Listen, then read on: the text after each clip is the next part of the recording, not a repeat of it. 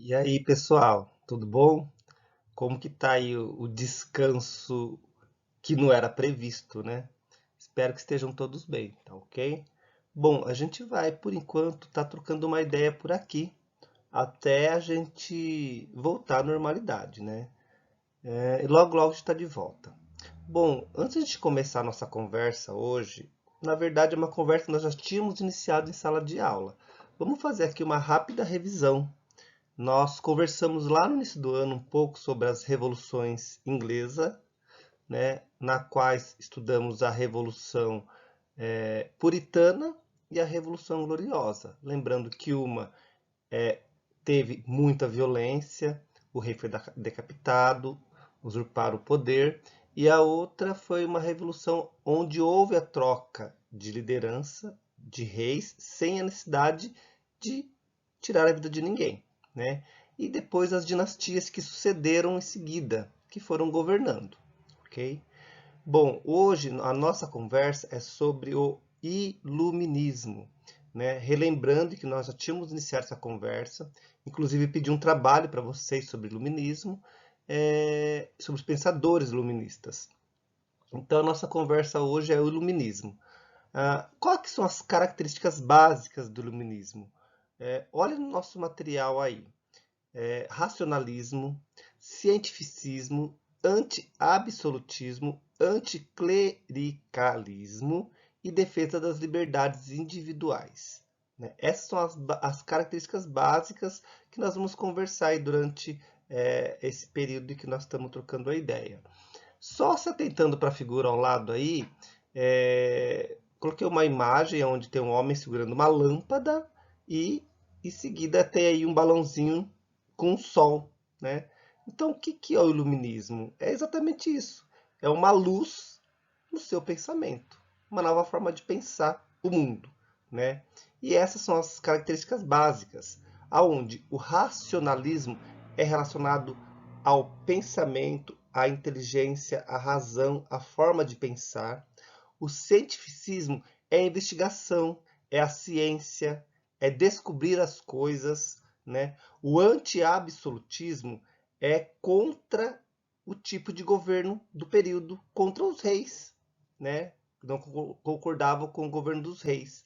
O anticlericalismo é contra as ideias que eram pregadas pela igreja. Tudo a igreja explicava. Então, eles eram contra as ideias que a igreja pregava, que já eram ultrapassadas. Não podia explicar tudo. E a defesa das liberdades individuais é que o homem é livre para fazer as suas escolhas. Então, essas são as características básicas do iluminismo. Essa conversa que nós já tínhamos iniciado, eu estou retomando para relembrar um pouco vocês, ok? Em seguida, vamos dar uma olhada no que nos mostra mais o material. Olha lá, iluminismo foi um movimento intelectual que surgiu durante o século XVIII na Europa.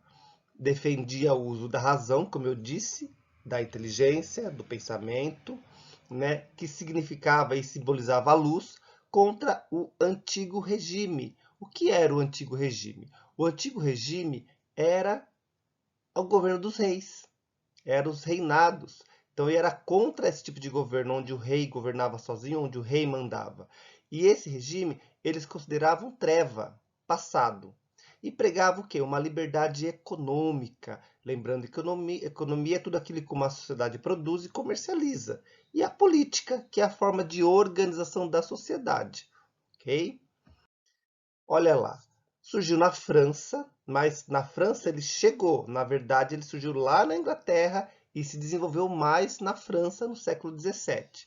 Ele propunha o domínio do pensamento racional, olha mais uma vez ali o racionalismo, ou seja, o pensamento, a inteligência humana, né? Sobre o quê? Sobre o teocentrismo. O que era o teocentrismo? Deus explicava tudo. Deus era o centro de todas as explicações, né? Era isso que mandava no período na Europa, na Idade Média. Tudo era explicado por Deus. Choveu porque Deus quis. Está frio porque Deus quis. Teve uma seca porque Deus quis. Ganhamos a guerra porque Deus quis. Ou seja, Deus era o centro de todas às explicações nesse período medieval. De acordo com os filósofos iluministas, essa forma de pensar tinha o propósito de jogar luzes nas trevas em que se encontrava grande parte da humanidade. Então, o que ele dizia? Que esse jeito de pensar o mundo deixava para trás essa ideia de que Deus explicava tudo e vamos investigar, vamos ver o que o mundo nos mostra, o que a natureza tem a nos mostrar, além do que Deus explica tudo. Por isso, os iluministas começaram a investigar e pensar sobre o mundo e sobre a sua realidade. O que eles defendiam? A liberdade de pensamento, eram contrários aos dogmas. O que eram os dogmas? Os dogmas eram as leis da igreja. Tudo que a igreja determinava, tudo que a igreja criava e falava que tinha que ser seguido era um dogma. Eles eram contra isso, né? O que a igreja fala tem que seguir? Não, vamos discutir, vamos ver quais são as possibilidades. E também contra ao absolutismo.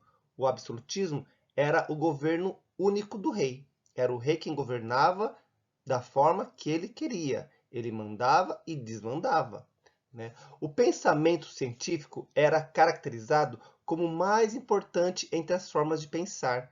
Então, a base para todas as explicações dos iluministas era a forma de pensar, né? Tudo era investigado através da ciência para explicar por que tal acontecimento de fato ocorreu. Como, por exemplo, a chuva. Está chovendo? Na explicação dogmática da igreja, é porque Deus quis. Para o iluminista, não. Por que chove? Porque há toda, né, um processo de evaporação da água dos rios, que sobem, se condensam, se formam em nuvens, aí cai em forma de precipitação, que é a chuva. Então tem uma explicação por que a água está caindo, não é só porque Deus quis. Então era isso que os iluministas estavam pregando. Eles não eram contra a igreja, mas contra a forma de como a igreja descobria para explicar as coisas. Eles achavam que as explicações tinha que ter sentido. Não é só porque foi assim. Então era exatamente isso. Então não era contra a igreja, mas contra as ideias que a igreja pregava, a forma de explicar o mundo. O modo de pensar deles se difundiu por toda a Europa, né? Foi para a Holanda, para a Inglaterra, para a França e passou-se a tornar uma doutrina. O que é uma doutrina? É uma lição que você tem que seguir. São regras que você segue, ideias que você acredita. Isso é uma doutrina, né? Os seus pensadores, eles não propunham uma revolução. Como disse para vocês, eles não eram contra a igreja, não queriam destruir a igreja, não. Eles queriam uma reforma, eles queriam ver o mundo de uma outra maneira. Não queria tirar ninguém do poder, não queria matar ninguém, não. Eles queriam que as pessoas passassem a pensar o mundo de uma nova forma do que a forma antiga. Quem eram esses iluministas? Pedi para vocês um trabalho sobre os iluministas, né? Vou falar apenas de alguns aqui, né? Alguns já me entregaram, outros estão entregando ainda, né? Então, o primeiro iluminista aí que eu vou falar para vocês é o Voltaire, né? O francês Voltaire. O que o Voltaire falava? Qual que era o pensamento dele? Era crítica ao clero. Quem era o clero? A igreja.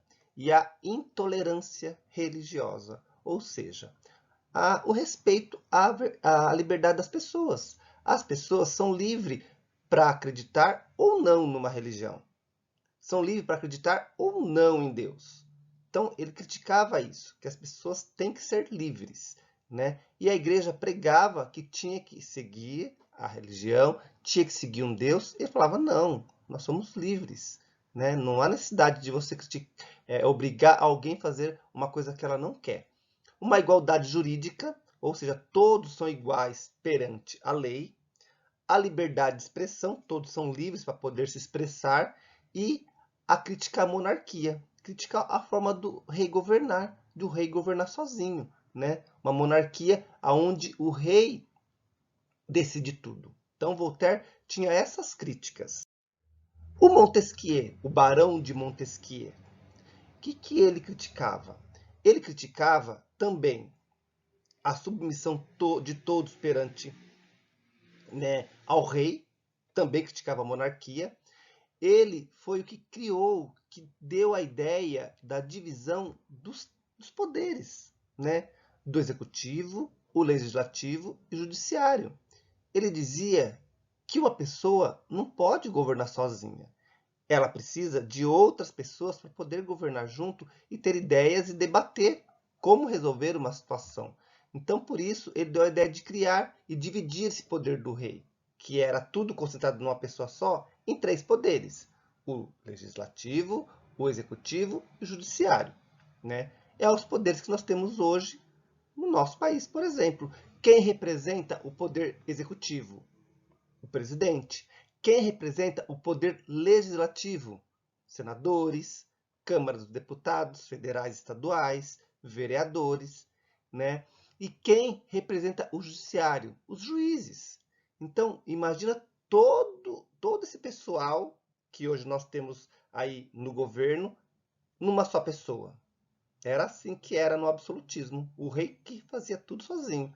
Então Montesquieu deu a ideia de dividir esses poderes e ter uma harmonia entre eles, ou seja, eles se conversarem, se entenderem para chegar num ponto, né, único. E todos eram submissos perante a lei. Ninguém está acima da lei. Até o rei responderia para a lei, como acontece hoje. Ninguém está acima da lei. Se o presidente cometeu algum crime de responsabilidade durante seu mandato, ele é julgado. Temos vários exemplos na história. O mais recente foi, por exemplo, o que aconteceu aí com a presidente Dilma. Segundo consta, aí teve essa questão de tirá-la do poder por conta de uma infração de uma lei, né? Que é discutível, mas não é o momento agora. Outro pensador, Jean-Jacques Rousseau. Quem que é esse? Ele é o mais importante. Por que ele é o mais importante dos iluministas aí? Porque ele pregava que quem tem o poder é o povo. É o povo, é a soberania popular, é o poder do povo que resolve as coisas. Por que o poder do povo? Porque é o povo que tem que escolher quem vai mandar. É o povo que tem que escolher quem vai mandar neles. Não é o rei que decide quem vai governar, que forma vai governar, né? Qual será o próximo governante? Não é o rei que vai escolher, não, quem vai escolher é o povo. Daí a democracia. Então é o povo que resolve, é o povo que escolhe. E hoje é assim, né? Tem as eleições, vocês vão lá e escolhem né, os candidatos aos cargos eletivos. Então é o povo que resolve. E ele acreditava que todo homem nascia bom, ou seja, o homem é corrompido depois. Ele nasce bom numa sociedade e a sociedade deixa esse homem, muitas vezes, uma pessoa ruim. O outro pensador é o Adam Smith, né, o inglês. Ele era considerado o pai da economia. Lembrando que economia é tudo aquilo que uma sociedade produz e comercializa. Então, ele é considerado o pai da economia. O que o Adam Smith pregava? Não intervenção do Estado na economia. Ou seja, o Estado, que era representado na pessoa do rei ou do governante, não deveria interferir na economia.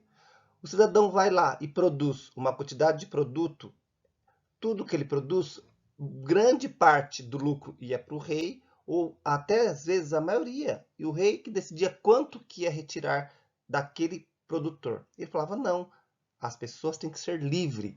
Ela produziu, ela vende, ela comercializa, sem intervenção do rei ou do Estado.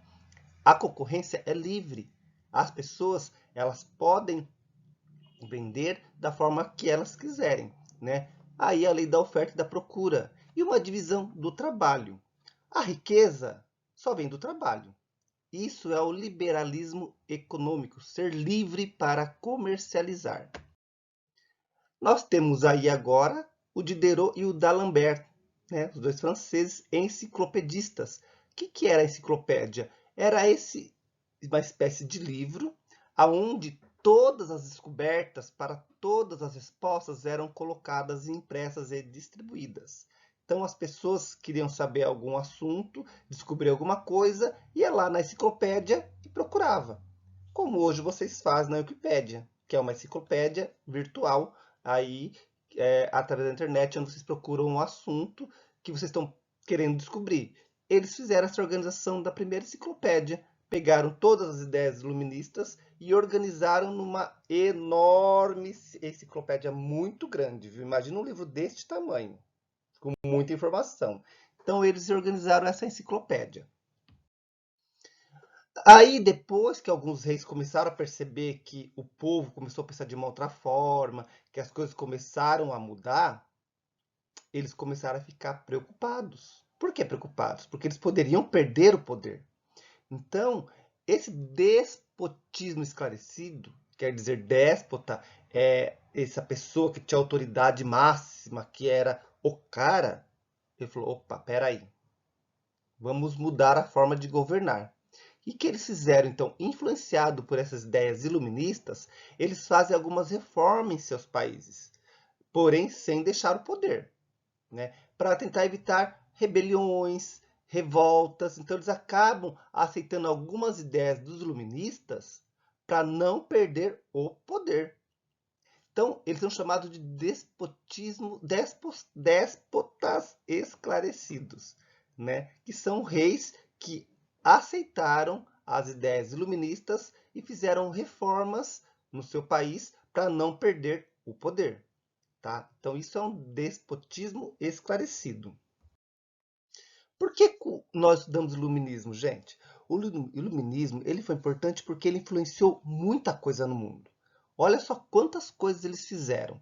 Olha, influenciou uma série de movimentos na Europa e foram dela que abalaram definitivamente o antigo regime. Eles mudaram a forma de governar o mundo. Mudaram. O que antes era o rei, não é mais um rei. Agora tem que ter um parlamento, tem que ter um juiz. O rei não governa mais sozinho. Mudou a forma de governar nos séculos 18 e 19. E isso passou para o mundo inteiro. Influenciou o que, por exemplo? A independência dos Estados Unidos, a Revolução Francesa, a independência do Brasil. No Brasil nós tínhamos rei, aqui também era a monarquia. Por conta do iluminismo, mudou-se. Passou-se a ser o quê? Uma república. Influência de quem? Do iluminismo.